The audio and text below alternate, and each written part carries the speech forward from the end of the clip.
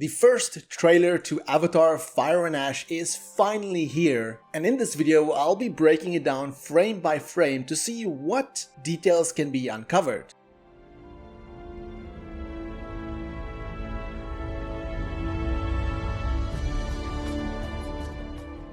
Avatar Theory here, hope you're doing well and having a fantastic day. And what a great day it is because we finally have the first trailer to Avatar Fire and Ash. It's been quite a long wait, and as the trailer was initially exclusive to cinemas, it's now online for everybody to view, and there's quite a lot of details that I missed upon my initial viewing. Now do keep in mind that there are potential spoilers in this breakdown, so if you want to avoid that, then just be careful, and if you've not yet seen the trailer, then go watch the trailer and then come back here for a full breakdown. Alright, so the trailer opens with a beautiful shot of the Hallelujah Mountains, with Lo'ak flying in, shouting in joy, similarly to what he did when he was riding an elu in Avatar The Way of Water. It kind of gave me the same vibes. He also shouted the same, so I just immediately thought of that shot. Then we see a second Ikran fly in, and initially when I saw this in the cinema, I was thinking maybe it's Tuk or Kiri, but now that I can pause the trailer, it does look like Neytiri. So I am guessing that Lo'ak is revisiting a memory, as he is probably at the Cove of the Ancestors, or this is just a flashback scene, one of the two, but I do think this is most likely Neytiri, and I just feel that it's going to hit that much harder seeing a flashback or a memory of Neytiri, knowing that, well, he's not coming back at all. Then we cut to an underwater scene with an elu, and immediately I noticed that the elu has a fin missing, almost like a chunk of it was bitten off, which confirms that this is the same elu from Avatar The Way of Water, because we know that one was slightly injured during its attack.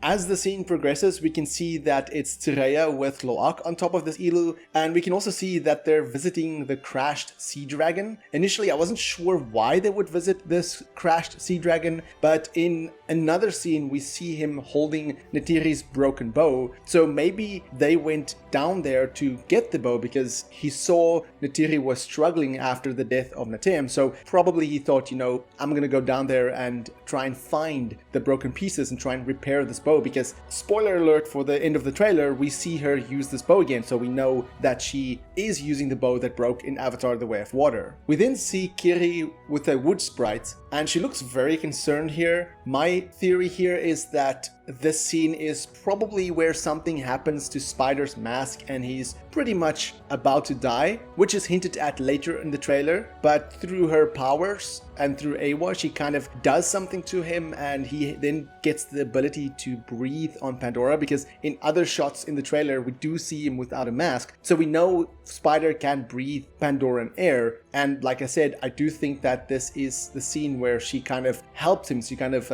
heals him, so to speak, because it's also taking place at nighttime, and we know the scene in the trailer where Spider's mask is damaged also happens during nighttime, so I do think those two scenes are connected. Then we cut to a shot of Tireya and Lo'ak, and here you can see that Lo'ak is holding the broken bow of Neytiri with the Metkayina village at the back, and you can also see some light reflecting on the rocks behind Lo'ak, but also interestingly enough, you can see Lo'ak still has the white paint from Neytiri's funeral on his chest, so I'm guessing this takes place shortly after the funeral, so likely in the very beginning of the movie. And then you also see Tireya is holding some sort of bag, probably the materials to repair the bow, and this is just them working together to get this bow fixed. We then see a shot of Lo'ak, Tireya and Kiri, where Tireya says the strength of the ancestors is here as she touches Lo'ak on his chest, and you see she has some sort of seashell on her forehead, or in her hair, not on her forehead but in her hair, and that's important later on, so I will get back to that, so just put a pin in that for now. But as she touches his chest, it cuts to him looking at her, and I don't think this scene is connected to the one where he repairs the bow, because, well, although he does have the same kind of neck piece. I don't really see the white paint. It doesn't look like he has the white paint on his chest, so I don't think those two scenes are connected. Then we get the first reveal of the Wind Traders and this Medusoid-like creatures carrying these villages, the Tlalim villages. Now, I don't really know what these villages are called yet, but you can see these big fins, these sails are absolutely gorgeous. And when I watched this in 3D, it was really stunning to see this pop out at the cinema. Definitely going to be one of the best scenes in the movie. And as it reveals these massive jellyfish-like creatures, you can see that they are still near the Metkayina village. And this kind of coincides with the concept art that we've seen before. And you can also see these creatures have those tentacles hanging at the back, which will come into play later on in the trailer as well. But you can see there's quite a lot of them, so I do wonder what kind of defense capabilities these creatures has. Then we get a close-up of one of these creatures, and you can see their mouths are like jellyfish-like. It's like tentacle, kind of like a squid creature. And right on the top is a little Navi, a little Wind Trader controlling these giant creatures. And I must say, I do like the texture of them. They're like reflective yet beautiful in color, and just a stunning design overall. And then you can see at the bottom also a strap coming around as the Navi controls them, probably steering them left to right, up and down, that kind of thing. I do wonder, do they just float in the air, or do they actually land? Or if they land, how do they land? I guess we will see that in the movie. We see Kiri on top of one of these villages with some Wind Traders in the background, and you can see that the Wind Trader with the orange cloak behind her is in fact Pelak, the leader of the Tlalim clan. I was unsure when I watched this in the cinema because of course I couldn't pause it in certain sections, but now that I can pause it, I can see that it is in fact Pelak. And you can see that there are these massive bows also hanging on the side, which I'm guessing is the defense mechanisms of the village. So surely we will see that come into play at a later stage, as it doesn't seem like these bows can be picked up. They seem to be connected to the side of this structure, so I'm guessing a Navi kind of like controls it. And as hinted at later in the trailer, we will surely see a massive aerial battle. But as Kiri turns to the side, I counted 6 Wind Traders in total. And interestingly, when it showed these massive floating structures, these jellyfish creatures, there's also 6 of them in the air. But this shot right here is unique specifically because you can see the forest and the arches indicating that they are essentially arriving at the Metkayina. Now, I do think that this is where the aerial battle will take place, because in the quick shots later on in the trailer, we see some of the aerial battle, and it does look like a forest area in the background. Then we cut to a drastically different shot where we see an exploding volcano, lava running on the side, and as the camera pans down, we see a character walking with a backpack who is later revealed to be Quaritch. He is obviously walking to find the Ash clan, the Monkwang, because he obviously has an agenda where he wants to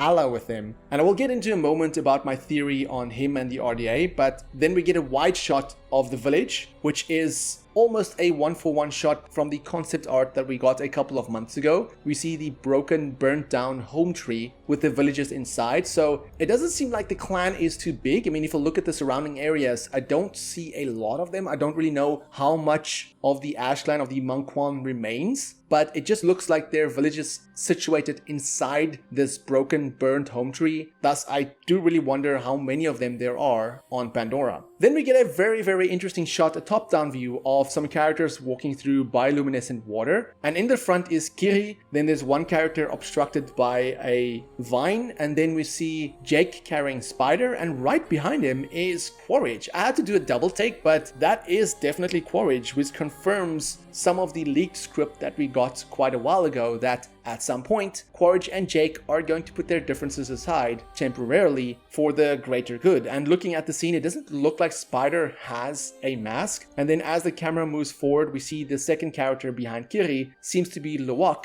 carrying Tuk. And we can see that these 5 characters are indeed the ones that were in the water, because in the next shot, we can see them getting out of the water looking all exhausted, especially Luwak. And we can see in the front is Luwak, then Tuk, Kiri, and we can see a hand sticking out there, most likely Jake, and right at the back there, you can clearly see that this is Quaritch carrying a bow. We then see a Tulkun opening its eye, and comparing this to Payakan, I'm fairly certain this is Payakan. The patterns and everything kind of lines up, the color lines up, so I do think that this is Payakan. But speaking of Tulkun, we then get our first look at Matriarch. And although it's not confirmed that this is Matriarch, I'm 100% 100% sure that this is matriarch based on the information that Empire Magazine gave to us, because they said that there are clan leaders, matriarch and patriarch, where they stated, quote, matriarch is a very interesting character. Continuing, we're using rings and tattoos as a way to suggest history beyond what we're seeing, end quote. And I mean, looking at the Tulkun, you can clearly see there is a lot of tattoos, but more importantly, there's 6 rings. I counted 6 rings, but there's probably 8 if you add the other 2 on the side. So this is likely matriarch, the clan leader of the Tulkun. And you can see in front there is Tonowari with Renal, and she's still looking very much pregnant in the scene. And behind Renal, you can see Anung and Rotso, and also Tireya. Remember the seashell that I was talking about on the top of Tireya's head in their hair? You can see the same seashell right there on the side, so that is definitely Tireya sitting on the side there. And this is probably the Council of Tulkuns, because you can see a lot of Tulkun here. This is likely them rallying the Tulkun for something, as you can see the one Metkayina in the center is talking to the Tulkun specifically. So something is probably happening here. Maybe they're preparing for battle, which is important because, I mean, the Tulkun is known to not be violent. So for Tonowari to kind of say, you know, it's okay for the Tulkun to go to battle is quite a big thing in their culture. Then a quick shot of Kiri and Spider, and you can see on his mask you have this orange light that blinks, because in the next frame you can see it disappearing. So there's obviously already something wrong with his mask here. It's kind of lighting up, saying, you know, he's running out of oxygen. And later on we will see that it has 0% oxygen. Then as Loak and Tireya sits down, we see some Tulkun in the background. It's probably the same night as the Council of Tulkun, and you can see Loak is looking at her forehead as he touches her chin, and then you can see she has the Metkayina tattoo, which is the rite of passage. And I really do like the design of the tattoo, because specifically when she looks sideways, it kind of looks like an eyebrow. Maybe it's just me, but it kind of hints to an eyebrow, maybe hinting at Loak, because we know he has eyebrows, so maybe she wanted to get a tattoo that resembles an eyebrow just to show that Loak is one of them and he doesn't need to feel like an outcast. That is just my thoughts. Then we see Tonowari looking kind of sad or angry or determined, and then he turns to Renal. I'm guessing this is the same evening as a Council of Tulkuns. This might be right after their discussion with the Tulkuns, or it's right after the fight with Jake and Loak, because in the very next shot we see Loak pushing Jake away, and it is at the Metkayina village. You see some Metkayina warriors at the background, and you can actually see them if you play this trailer in slow motion. You can actually see them turning around looking at the commotion between Jake and Loak, and Jake looks very disappointed in Loak, and then Loak just kind of walks away. You know, I don't really know what they're fighting about. Maybe they're fighting about Neytiri, but I do think it also takes place the same evening. We then see Jake talk to Neytiri in a very determined tone, saying that you cannot live like this, baby, in hate. And you can see he's still scarred up from his battle with Quaritch, and as he says hate, he has this like angry look on his face. And then as it cuts to Neytiri, she's either wearing some sort of outfit or something, or she's injured and she has a strap, because I'm not really sure what's going on there. It might look like an arm sling, because we know Neytiri gets injured, and in fact if you look, there's like a little green, almost like a bandage on her left shoulder, indicating that she does get injured. And later on in the trailer you will see somebody lying on an ikran with an arrow, which is definitely Neytiri. So I do think that this takes place after that, and she gets shot with an arrow in her shoulder, which clearly shows here based on the bandage. And the conversation here, maybe she's angry at Spider, resenting Spider, because I mean the RDA did kill Neytiri. Then as the trailer continues, it gets to my favorite part of the trailer, where it plays the Home Tree Destruction of Home Tree soundtrack, and we see Quaritch walking bare feet towards the Ash Village, and you can see him raising his hands with a backpack. And of course, now that you see the backpack, you know the character from earlier walking down the mountain is in fact Quaritch. And then you get to a big spoiler in the trailer, in my opinion, and that is not the fact that Jake and Spider is hugging, but the fact that Spider does not have a mask, and he also has a Metkayina tattoo on his arm, confirming that he got his rite of passage tattoo from the Metkayina tribe. And well, something happens to him where he becomes like half Navi, half human, and can breathe on Pandora. And I don't really know why they showed this in the trailer. One would have thought that they would have put a CG mask on it. You know, a lot of times trailers manipulate, or companies manipulate trailers to misrepresent what's actually happening in the scene to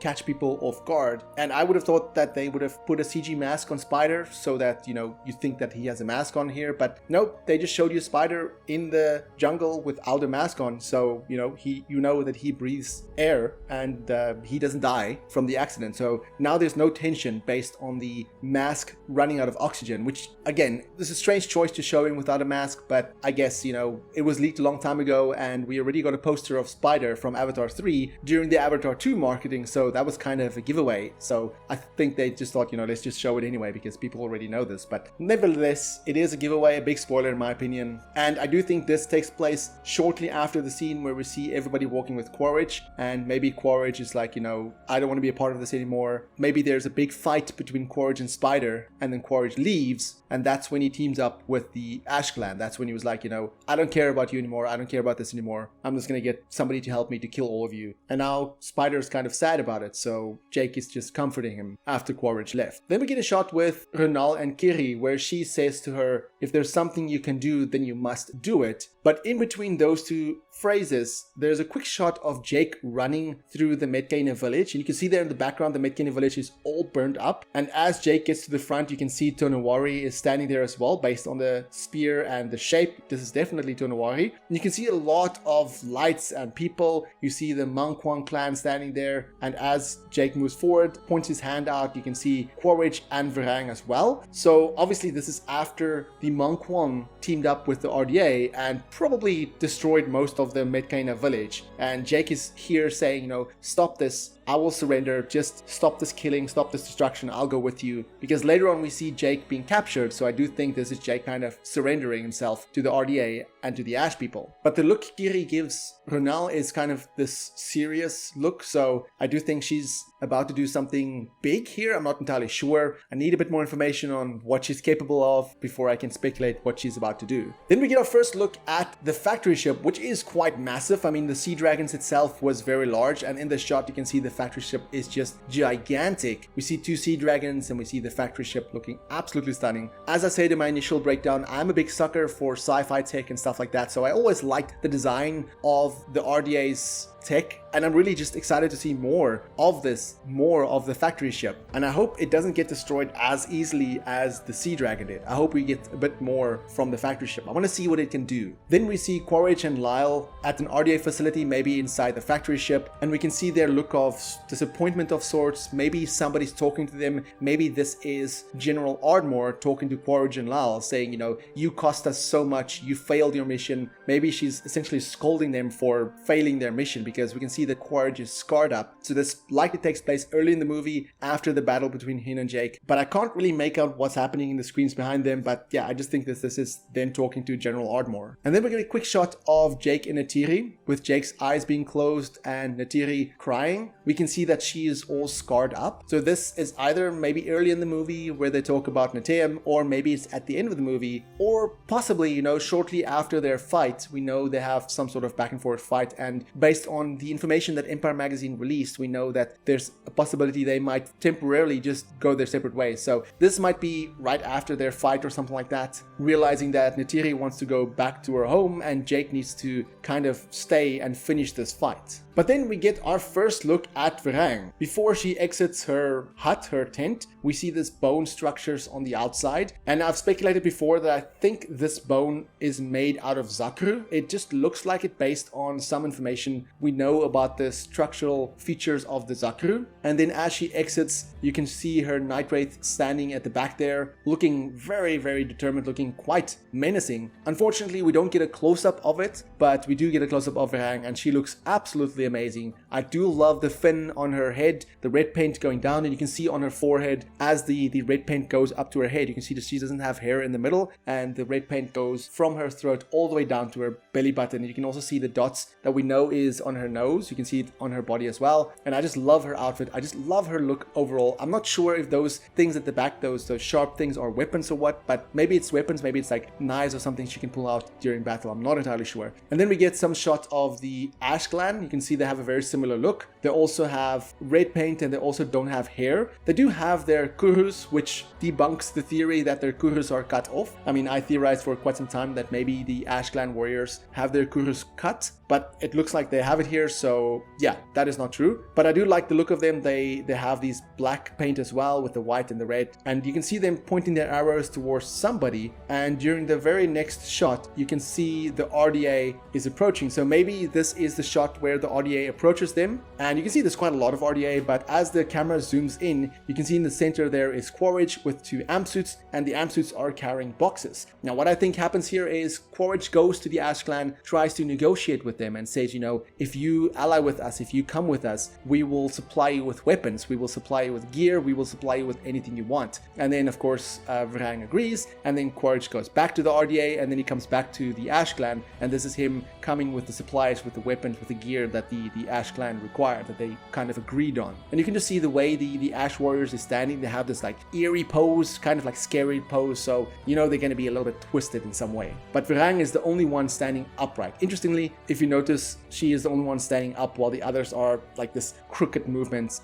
clearly making her the leader of the Ash clan. And then we see Vrang playing with fire. You can see some sort of tattoo, some sort of eye tattoo on her hand. And initially when I saw this in the cinema, I wasn't quite sure if she was manipulating fire or what was happening, but you can clearly see that she's dipping her hands in some sort of oil, and then as she's touching the fire, it lights up. This plays an important part because later on in the trailer you will see how the Ash warriors light their arrows, so do keep this in mind. And you can see that she has red paint and black on her fingertips, so obviously she's been playing with fire for quite some time. And then the very next shot shows us fire arrows coming through the forest, and then as it lands on the ground, you see 4 characters. You see Spider, Loak, Kiri, and Tuk. And here again, Spider is without a mask, and it's interesting to see Loak using the weapon freely, because in the Way of Water he was kind of unsure how to use a weapon, so it's nice to see him, you know, being able to use this confidently. And then we see Neytiri in a hospital bed shouting the children, and you can see she's all bandaged up. This is likely after her injury, and you can see on her left shoulder she has a bandage, indicating again that she does get hit in the shoulder with an arrow, and that's probably Jake standing behind her. And then we see Kiri and Tuk running through the forest, and if you pause specifically, you can see Spider is right there in the middle. He still has his mask on, so this probably happens early on in the movie. They're likely being chased by the RDA. And then the next shot we see Loak, Spider, Kiri, and Tuk, but Spider is collapsing, where Kiri just says, no, no, no, Spider. And then we get a point of view shot from Spider as the light is flickering, but if you pause, you can actually see numbers there. It says 0%, indicating to me that he's run out of oxygen. This is, like I said, probably where Kiri does something. She uses AWAT to save him, takes off his mask. He probably dies for a few seconds, and then she takes off his mask, you know, does something to him where he then comes back to life, and then he breathes Pandoran air. That is at least my theory. Then one of the most interesting shots is this one right here, which I'm guessing is at Bridgehead. And if you zoom in closely, you can actually see Vrang with Quaritch and her Night Wraith. You can see a lot of people gathering around, flashes of light, and then the next shot you see Jake being captured. So this is probably them arriving at Bridgehead with Jake being captured. You can see there's people with cameras, flashes of light, taking photos, taking videos, and a lot of the humans are smiling. I didn't really notice this in the cinema, but now that I watch this slower and pause at certain sections, you can see that some of the people in the background is actually nodding and smiling because they're like, finally Jake is captured. And then it cuts to a beautiful shot, but also a scary one, where Neytiri is lying on top of an ikran with the arrow in her back. And you can see this is Neytiri based on the outfit, and this is maybe her first encounter with Vrang. Maybe she gets shot there. That is at least my guess. Then you see Neytiri covered in paint and oil, where she says, we will find another way. And it seems like she's wearing white and black paint with red. So I'm guessing at some point she tries to disguise herself as an Ash warrior, as one of them, maybe try to infiltrate them, but she failed. Maybe she tried to infiltrate them to save the children, but she failed. And now she's telling Jake, we will find another way. And then we get a shot of the matriarch jumping out of the water, similarly to the shot of Pykan jumping out of the water, where it hits the factory ship. And like I said earlier, this is important because here we can see the Tulkun is finally, you know, taking action and fighting back, which isn't in their nature, but obviously in the Council of Tulkun, or at least I'm guessing that during that talk where they spoke to the Tulkun, they said, you know, you have to fight back, otherwise you're gonna lose, otherwise everybody's gonna get killed. And I hope this isn't a repeat of the Way of Water where the matriarch jumps out of the water, lands on the factory ship and destroys it, because I mean the factory ship is massive. So I am wondering what's gonna happen here. Does the matriarch get killed? I guess we'll have to wait and see, but it is a nice shot nonetheless. Then a big shot, a really awesome shot, where we see Jake and Neytiri kitted out in their battle gear, ready for battle, and you can see Neytiri has a handprint in the center of her chest, very much like she did in the first Avatar movie, which she had a print of Jake's hand. And you can see a lot of Ikran, a lot of Na'vi in the background, and at first when I looked at the background, I thought there might have been Na'vi painted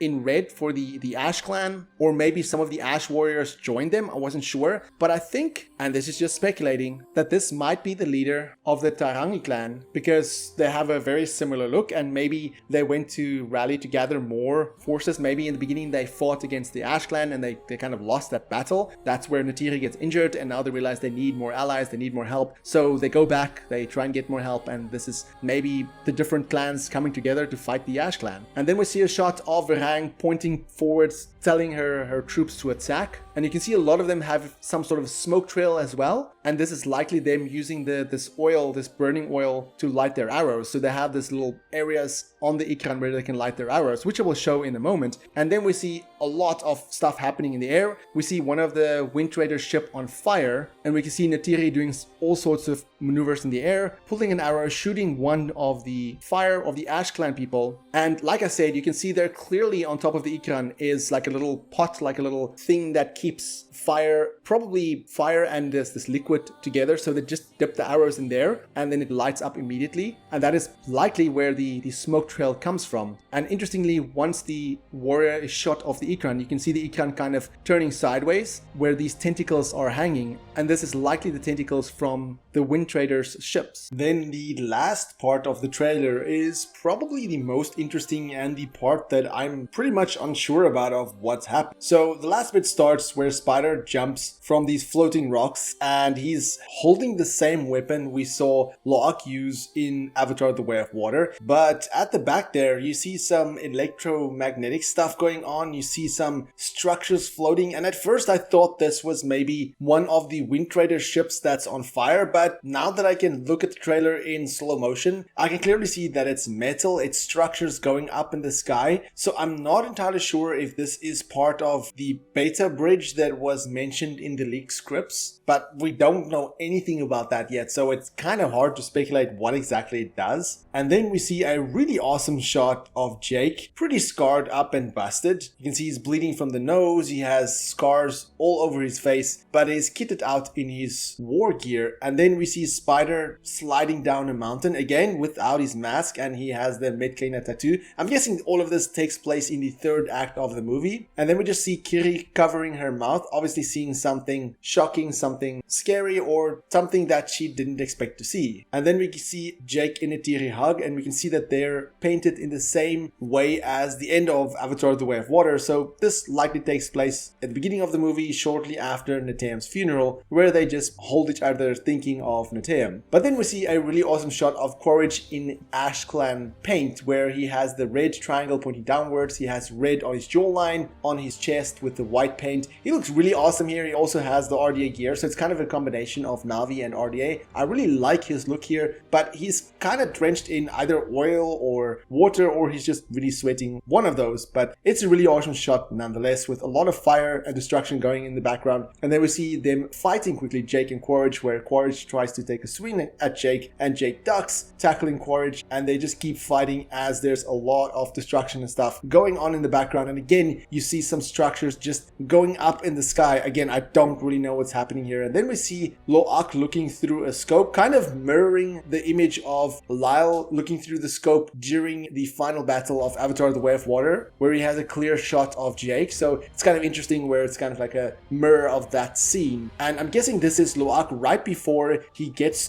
to Spider, Kiri, and Tuk, because later on we see him with them shooting with what seems to be the same rifle. So I'm guessing this is him trying to scope out to see why they are captured or what's happening. And he probably sees Quaritch or maybe Lyle capturing the kids, and he's just getting angry because he wants to take the shot, but he knows he's risking his location if he opens fire. And then as the trailer closes, we see Lo'ak land with an Ikran next to Neytiri, and for a brief moment we see Kiri on the side as well. And there's some sort of sling around Neytiri's body. I'm not really sure if that's meant to be a place where she put her injured arm in, kind of like a arm sling, or if that's just a pouch for something. I'm not really sure. And then she pulls pulls her bow, looking all angry, and you can see she has some scars as well. And then he cuts to Varang using a flamethrower. And I do think that this scene of Varang using a flamethrower is shortly after the RDA arrives with the weapons. So she's probably just going through the weapons, and then she picks up the flamethrower and just shoots it up in the sky, thinking, okay, this is the weapon that I want. I do think this is when that scene takes place. And then we see Neytiri pulling the bow, or pulling the string back, and you can see that she's using her bow, indicating that her bow was repaired. So again, I do think that Loak and Tsireya are the ones that fixes Neytiri's bow. And of course, this is the shot that was revealed by Empire Magazine. And then as the trailer finishes off, it cuts to Kiri. As her hair is being pulled back, she's being held captive, but you can see there's a blue leg next to her head. And then you can see Varang, where she says, "Your goddess has no dominion here," as she looks down at Kiri. And then the trailer just cuts to the title Avatar Fire and Ash, only in cinemas. So that was essentially my first proper breakdown of the trailer on Avatar Fire and Ash and everything I could find. Of course, there might be a lot of stuff that I missed still, or some things that I might get wrong based on some speculation and some theories. I will probably have to look at this trailer a couple of times over and over, especially in slow motion, and of course, once I get a good look at the IMAX trailer, which gives us more detail on screen, there's likely going to be a lot more uncovered. Now, as much as I loved the trailer, if I had to critique it a bit, I would say they gave away a little bit too much in this trailer. I mean, for starters, they show Spider without a mask, so that's a clear giveaway that he will survive his injuries, and if he does die in front of Kiri, we know that Kiri will revive him because, well, like I said, in one scene he has a mask and in another one he does not have a mask. So that's kind of a clear giveaway, and I wish they didn't show that in the trailer. I know the leaked script happened quite a while ago, so people kind of knew that something was going to happen with Spider, and there was that art exhibition where it showed Spider a little bit differently, which was also kind of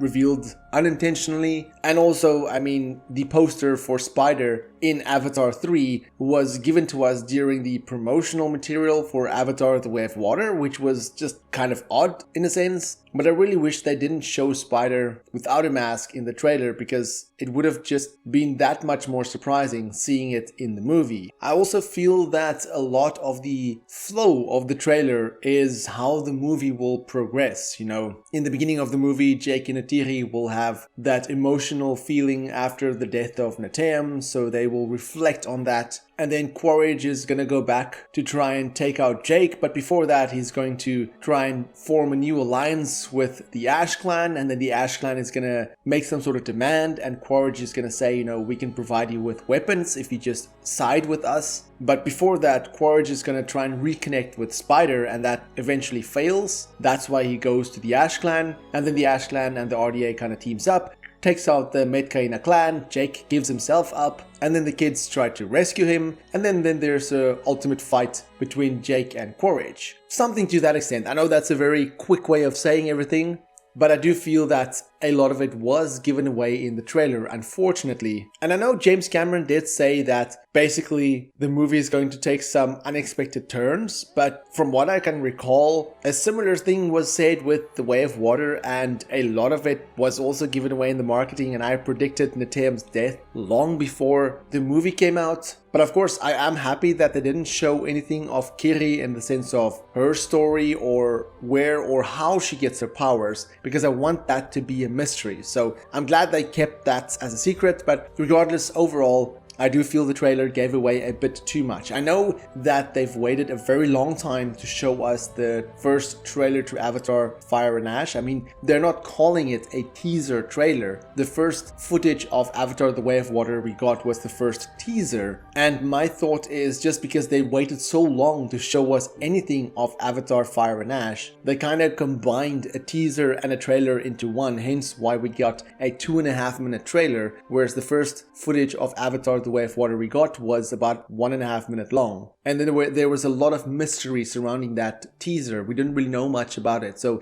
there was a lot of speculation on what was happening, what's going on. And this just gave a lot away. I'm not saying it's a bad trailer, not at all. It is a really fantastic trailer, and it makes me that much more excited to see the movie. I just want more footage, I want more clips, I want to see more of this movie. But I'm also scared the way Disney has been doing their marketing, especially for their recent movie, say Fantastic Four. They gave away pretty much most of the movie in clips and trailers. Heck, they released the first 5 minutes of the movie online. And I do wonder if Disney will do the same with Avatar Fire and Ash. I hope not. I hope they will keep a lot as a secret. I hope we kind of get this first trailer and then say closer to the movie, say in beginning November, we get a second trailer and that is pretty much it. I mean, as unfortunate as that would be, I would pretty much be happy with that. I don't really need to see more. I don't really want to know more. I want to go into this movie as blind as possible, but at the same time, I also want to know more. So it's kind of like a double-edged sword here. But that is just my little bit of a critique on this trailer.